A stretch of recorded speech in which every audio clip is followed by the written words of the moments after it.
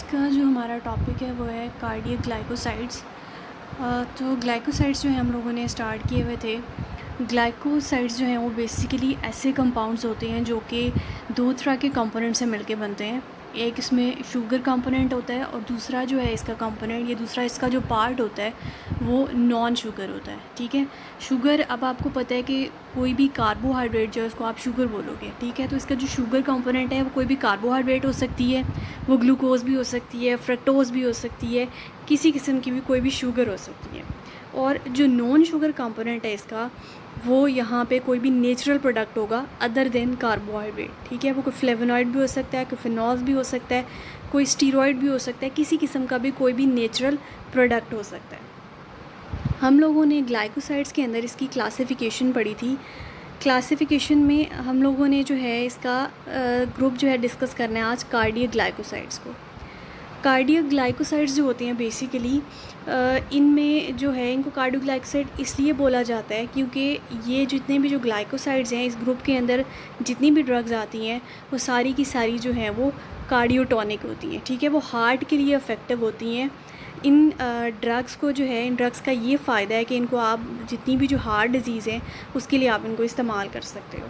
तो जो cardiac glycosides होती हैं बेसिकली ये इस तरह के ग्लाइकोसाइड्स हैं जो कि आपके जो हार्ट है आपका उसकी आउटपुट को इंक्रीज़ करती हैं। ठीक है, उसकी आउटपुट ये किस तरह से इंक्रीज़ करती हैं, हार्ट मसल्स जो होते हैं आपके उनको कॉन्ट्रैक्ट करके, उनकी कॉन्ट्रैक्शन कॉज करवा के ये आपके हार्ट की आउटपुट को इंक्रीज़ करती हैं। मीन जो ब्लड फ्लो होता है उसको इंक्रीज़ करती हैं ये। अब ये जितने भी जो कार्डियक ग्लाइकोसाइड्स होते हैं उनको आप इस्तेमाल कर सकते हो कंजेस्टिव हार्ट फेलियर के लिए। ठीक है, कंजेस्टिव हार्ट फेलियर जो है ये बीमारी होती है, एक दिल की बीमारी है। और बेसिकली इसमें होता क्या है, कंजेस्टिव हार्ट फेलियर जो है इसमें आपका जो हार्ट होता है, आपका जो दिल होता है, वो ब्लड की जो पंपिंग होती है, ब्लड की आप कह लो सर्कुलेशन जो है वो कम हो जाती है। ब्लड जो है वो प्रॉपरली हार्ट जो है वो प्रॉपरली ब्लड को पंप नहीं कर पाता। ठीक है, अब ऐसा होता क्यों है, क्योंकि आपके जो हार्ट मसल्स होते हैं वो आपके रिलैक्स हो जाते हैं, उनकी कॉन्ट्रैक्शन जो है वो कम हो जाती है, कॉन्ट्रैक्टिबिलिटी जो होती है हार्ट मसल्स की वो कम हो जाती है। ठीक है, तो उन जो हार्ट की जो मसल्स की कॉन्ट्रैक्शन होती है उसके कम होने की वजह से ब्लड जो है वो प्रॉपरली बॉडी के डिफरेंट पार्ट्स तक जो है वो नहीं पहुंच पाता। तो आपको ये पता है कि जो ब्लड होता है उसके अंदर ऑक्सीजन प्रेजेंट होती है। ठीक है, आपके जितने भी जो इंपॉर्टेंट न्यूट्रिएंट्स वगैरह हो गए वो आपके बॉडी के सेल्स तक किस तरह से जाएंगे, वो ब्लड लेके जाएगा बॉडी के डिफरेंट पार्ट्स तक, डिफरेंट सेल्स तक जो है वो ब्लड लेके जाएगा उस ऑक्सीजन को और इस न्यूट्रिएंट को। अगर जो है आपका हार्ट ब्लड की सर्कुलेशन जो है या ब्लड पंपिंग जो है वो स्लो कर दे, ठीक है, प्रॉपरली जो ब्लड है वो बॉडी के डिफरेंट पार्ट्स तक नहीं जा रहा है, ठीक है, या उसकी जो है सर्कुलेशन कम हो गई या ब्लड कम जा रहा है, ब्लड जो है वो कम होगा, ब्लड सप्लाई कम होगी तो ऑटोमेटिकली ऑक्सीजन जो है उसकी सप्लाई कम हो जाएगी। ऑक्सीजन जो है वो प्रॉपरली अगर आपके सेल्स तक नहीं पहुंच पाएगा तो उससे क्या होगा कि आपके जो सेल्स हैं वो प्रॉपरली फंक्शन नहीं कर पाते। तो बेसिकली जो कार्डियक ग्लाइकोसाइड्स होते हैं वो कंजेस्टिव हार्ट फेलियर में जो है इफेक्टिव हो सकते हैं। कंजेस्टिव हार्ट फेलियर के लिए आप उसको इस्तेमाल कर सकते हो। अब इसका जो बेसिक मोड ऑफ एक्शन है इसका, या इसका मैकेनिज़्म है इन ग्लाइकोसाइड्स का, कि किस तरह से जो है ये हार्ट डिज़ीज़ में इस्तेमाल होती हैं, किस तरह से ये कंजेस्टिव हार्ट फेलियर में जो है इनको इस्तेमाल किया जाता है। तो बेसिकली ये करते क्या हैं, आपकी बॉडी में जो है सोडियम पोटेशियम ATPase पंप का एक सिस्टम होता है। ठीक है, सोडियम पोटेशियम ATPase जो होती है अब नॉर्मल आपका जो मेम्ब्रेन पोटेंशियल है उसको मेंटेन करते हैं। अब इसमें होता क्या है कि जितने ये जो कार्डियक ग्लाइकोसाइड्स होते हैं ये सोडियम पोटेशियम ATPase पंप को इनहिबिट करते हैं। ठीक है, यहाँ पे आपको एक डायग्राम नज़र आ रही है, एक पिक्चर नज़र आ रही है। इसके अंदर सिंपली है क्या, यहाँ पे आप कंसीडर कर लें कि आपके पास ये सेल है,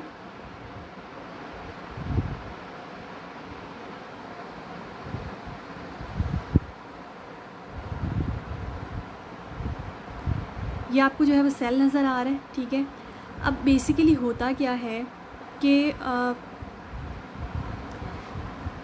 सेल के अंदर जो नॉर्मल एक मैकेनिज़्म है उसमें होता ये है कि जो पोटेशियम होती है, पोटेशियम आयन, उसकी मूवमेंट सेल के अंदर ज़्यादा होती है, ठीक है। पोटेशियम जो है वो बाहर से सेल की तरफ जो है वो मूव करता है, जबकि जो सोडियम होती है वो सेल से बाहर की तरफ मूवमेंट उसकी ज़्यादा होती है। ये एक नॉर्मल मैकेनिज़्म में होता है। लेकिन इसमें क्या होगा कि अगर आप कोई भी कार्डियक ग्लाइकोसाइड्स लेते हैं, ठीक है, तो ये कार्डियक ग्लाइकोसाइड्स क्या करते हैं, ये इस मैकेनिज़्म को जो है वो इनहिबिट कर देते हैं, ठीक है। इस सोडियम पोटेशियम ATPase पम्प को इनहिबिट कर देते हैं। इसकी इनहिबिशन से क्या होगा कि पोटेशियम आयन की जो मूवमेंट होती है विद इन द सेल वो हो जाती है ख़त्म, ठीक है। पोटेशियम सेल के अंदर मूव करना ख़त्म हो जाती हैं, बंद कर देते हैं। सोडियम की सेल से बाहर की तरफ जो मूवमेंट होती है वो भी ख़त्म हो जाती है। जब सोडियम सेल से बाहर की तरफ नहीं जाएगी, बाहर मूव नहीं करेगी, तो ऑटोमेटिकली सेल के अंदर सोडियम की कंसंट्रेशन जो है वो ज़्यादा हो जाएगी, ठीक है। इसी तरह एक दूसरा जो है पंपिंग सिस्टम, सोडियम कैल्शियम जो है, ATPase कैल्शियम जो है, वो पंप जो है वो बंद हो जाएंगे, ठीक है। सोडियम कैल्शियम पंप जो है वो इनहिबिट हो जाएंगे। अब उसमें क्या होता है, उसके नॉर्मल मैकेनिज़्म में ये होता है कि सोडियम मूव करती है उसमें विद इन द सेल, जबकि कैल्शियम जो है वो सेल से बाहर की तरफ मूव कर रही होती है।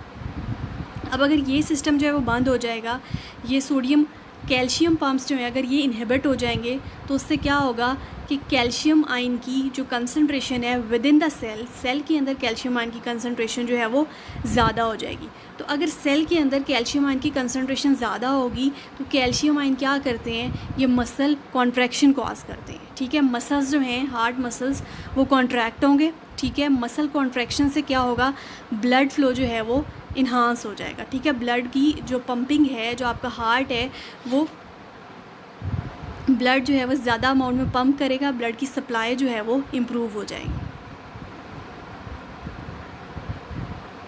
उसके बाद हम लोगों ने जो ड्रग्स इसके अंदर जो है वो डिस्कस करनी है वो है डिजिटालिस, और एक सेकंड ड्रग है इसकी स्ट्रोफेंसिस है, ठीक है। अब डिजिटालिस जो है बेसिकली, डिजिटालिस को अगर देखा जाए तो इसको जो है इसका जो कॉमन नेम है या इसको जो सिनोनिम है, इसको फोक्स ग्लव बोला जाता है, ठीक है। इसको फोक्स ग्लव इसलिए बोला जाता है क्योंकि इसके जो फ्लावर्स होती हैं वो फोक्स ग्लव से रिजेंबल करते हैं।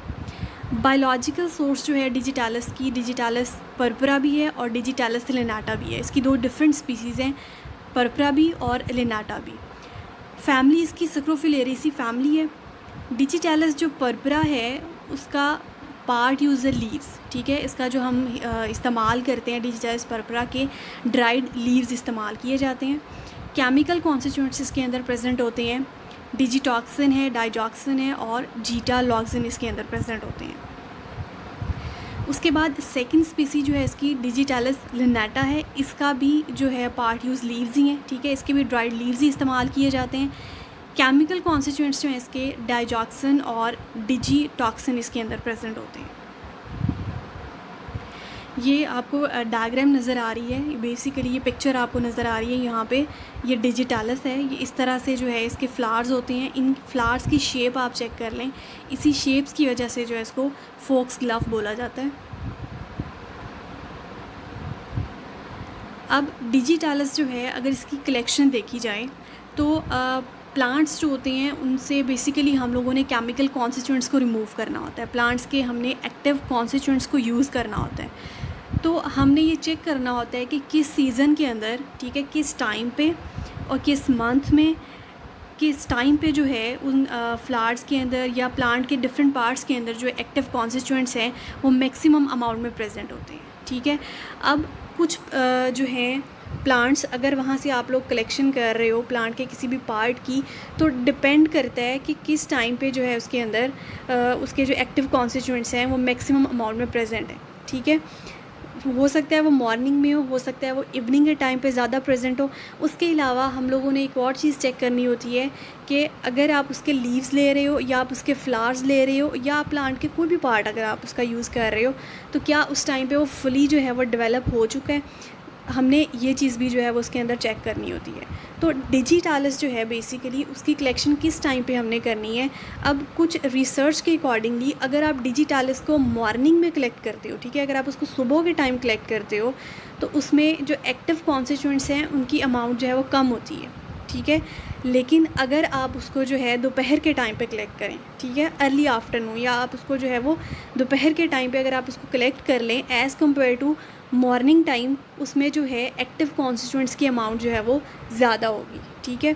तो ये कुछ रिसर्च से भी जो है वो प्रूव हो चुका है कि अगर डिजिटालिस को आप सुबह के बजाय आप उसको दोपहर के टाइम पे जो है उसमें से आप कलेक्शन करो डिजिटालिस की, उसके लीव्स की, तो उसमें लीव्स के अंदर जो एक्टिव कॉन्स्टिट्यूएंट्स होते हैं या प्रिंसिपल जो कॉन्स्टिट्यूएंट्स होते हैं वो मैक्सिमम अमाउंट में प्रेजेंट होते हैं। उसके बाद इसके मेडिसिनल यूजेस क्या हैं डिजिटालिस के। कंजेस्टिव हार्ट फेलियर में इस्तेमाल हो रहा है, ठीक है, डायूरेटिक के तौर पे इस्तेमाल होता है। उसके अलावा डिजिटालिस जो होता है बेसिकली जब डिजिटालिस कंजेस्टिव हार्ट फेलियर के लिए इस्तेमाल हो रहा है, मींस वो ब्लड सप्लाई जो है वो इम्प्रूव कर रहा है आपकी बॉडी की। तो ब्लड सप्लाई जो है या ब्लड फ्लो जो है अगर इम्प्रूव हो रहा है आपकी बॉडी के अंदर, तो ऑटोमेटिकली जो है आपके हैंड्स में या एंकल्स के अंदर जो स्वेलिंग हो चुकी होती है उस स्वेलिंग को जो है ये कम करता है। तो ये इसके जो है वो मेन यूजेस हैं। एक तो ये कि ये कंजेस्टिव